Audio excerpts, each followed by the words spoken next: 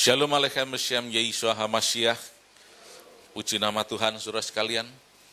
Setiap orang di muka bumi ini, siapapun dia, mulai dari orang-orang yang mungkin di pucuk pimpinan yang paling tinggi, sampai orang-orang yang di bawah, semuanya selalu mendambakan damai sejahtera, mendambakan ketenangan, sukacita, kedamaian. Akan tetapi kenyataan yang dihadapi di dunia ini justru seolah-olah semakin mencari damai, semakin tidak akan menemukan. Semakin berusaha mendapatkan kedamaian, seolah-olah semakin tidak memperolehnya. Dan justru yang dialami manusia bukannya damai sejahtera, tetapi sebaliknya justru tingkatan-tingkatan stres, tekanan, depresi, dan sebagainya. Tetapi pagi hari ini, mari kita akan lihat bersama-sama, dan sudah boleh ambil warta yang sudah terima tadi, dan kita akan baca bersama-sama di dalam Injil Yohanes, pasal yang ke-14, kita akan baca ayat yang ke-16 mulai.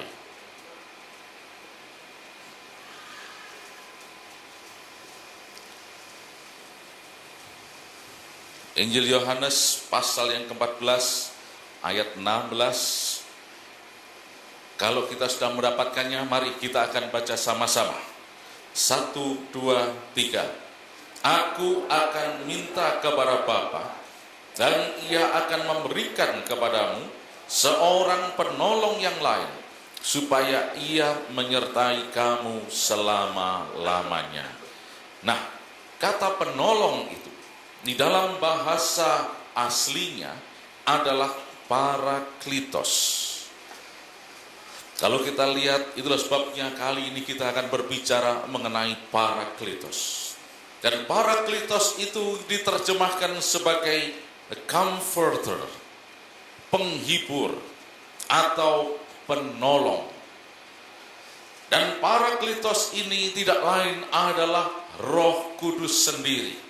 Seperti yang Yesus katakan tadi, aku akan minta kepada Bapa supaya Ia memberikan parakletos kepadamu. Seorang penghibur, comforter, penolong yang akan datang mendampingi engkau. Dan kita tahu Tuhan Yesus sudah naik ke surga. Dia duduk di sebelah kanan Allah Bapa.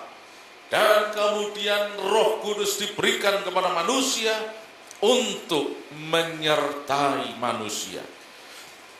Saudara sekalian, setiap orang selalu butuh penghiburan, kedamaian, pertolongan. Dan tanpa Roh Kudus, kita tidak mungkin akan bisa mendapatkan pertolongan, penghiburan.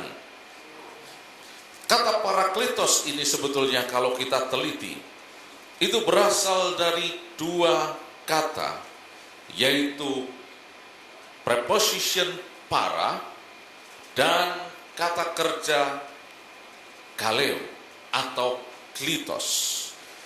Kata kerja kaleo itu berarti to call, memanggil. Para itu beside.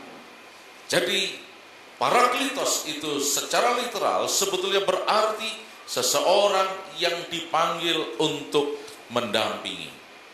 Dalam hal ini berarti dia mendampingi untuk memberikan pertolongan, untuk memberikan pembelaan, untuk memberikan penghiburan. Itulah sebabnya di dalam beberapa terjemahan bahasa Inggris yang lain, di dalam Perjanjian Baru, parakletos itu diterjemahkan sebagai the advocator atau advokat, pembela. Setiap orang yang sedang mengalami masalah dengan hukum pasti akan didampingi oleh pembela yang akan menolong, menguatkan, dan akan membantu dia, bahkan menghibur. Begitu juga dengan Roh Kudus. Dia diberikan kepada kita untuk secara jelas dan secara nyata mendampingi kita, untuk menghibur kita, membela kita bahkan, dan memberikan pertolongan kepada kita. Nah, inilah yang disebut sebagai Parakletos. Nah, lebih lanjut kalau kita lihat di dalam ayat 17 sekarang. Coba kita lihat di dalam ayat yang ke-17.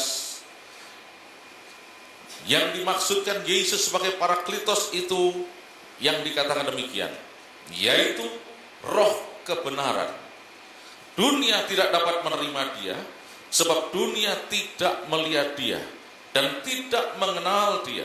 Tetapi kamu mengenal dia, sebab ia menyertai kamu dan akan diam di dalam kamu. Puji nama Tuhan.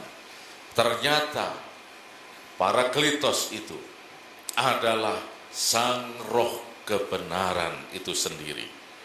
Dan saudara ketahui bahwa di dalam dunia ini, segala kehidupan yang tidak benar, yang tidak ada kebenaran di dalamnya, maka tidak akan bisa menikmati segala sesuatu yang baik.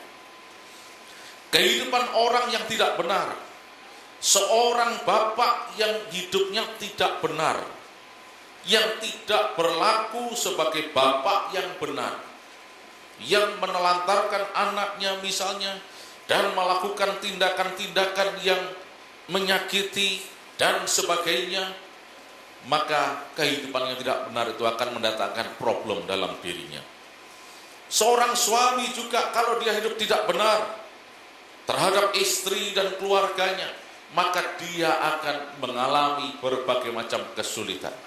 Seorang istri atau seorang ibu yang hidup tidak benar juga akan mengalami kesulitan. Seorang anak, siapapun juga di dunia ini, manusia manapun, kalau dia tidak hidup dalam kebenaran, dia akan mengalami segala macam kesulitan. Tetapi ketahuilah, setiap orang yang hidup dalam kebenaran, dia pasti akan tidak bisa tidak menikmati setiap janji Allah. Orang hidup dalam kebenaran, dia tidak bisa tidak pasti akan diberkati dalam nama Yesus.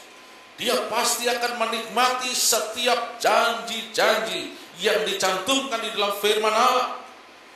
Orang yang hidup benar, dia akan dijauhkan bahkan dari sakit penyakit. Ada amin? Ada orang mengatakan, ya penyakit itu lazim, apalagi kalau usia sudah banyak, sudah menjelang tua, biasanya mesti sakit-sakitan. Tapi kita lihat banyak orang senior di tempat ini yang sehat, tidak sakit-sakitan. Puji nama Tuhan. Kalau hidup benar, pasti Tuhan akan jauhkan semuanya itu. Kepada umat Israel waktu itu, Tuhan berbicara kepada melalui Musa. Di dalam Keluaran pasal yang ke-15, Tuhan katakan, kalau kamu sungguh-sungguh dengar-dengaran akan firman-Ku dan hidup benar, maka penyakit manapun ini tidak akan Aku timpakan kepadamu. Sebab Aku adalah Adonai Rofecha. Aku adalah Tuhan yang menyembuhkan kamu. Dan ketika kehidupan kebenaran itu terjadi, maka janji Allah akan dinyatakan. Dan bukan itu saja, kehidupan orang yang senantiasa hidup dalam kebenaran, maka bukan cuma fisiknya sehat, tetapi jiwanya, psikisnya juga sehat, ekonominya juga sehat. Amin. Secara finansial juga akan diberkati oleh Tuhan, karena hidup dalam kebenaran, tidak akan kekurangan. Orang yang hidup sesuai dengan firman Allah tidak akan pernah hidup di dalam kekurangan. Raja Daud mengatakan di dalam Mazmurnya pasal yang ke-34 ayat 25, dahulu aku muda, sekarang aku tua, tetapi tidak pernah aku lihat orang benar ditinggalkan atau anak cucunya meminta roti. Mungkin Mazmur 18 ayat yang ke-25.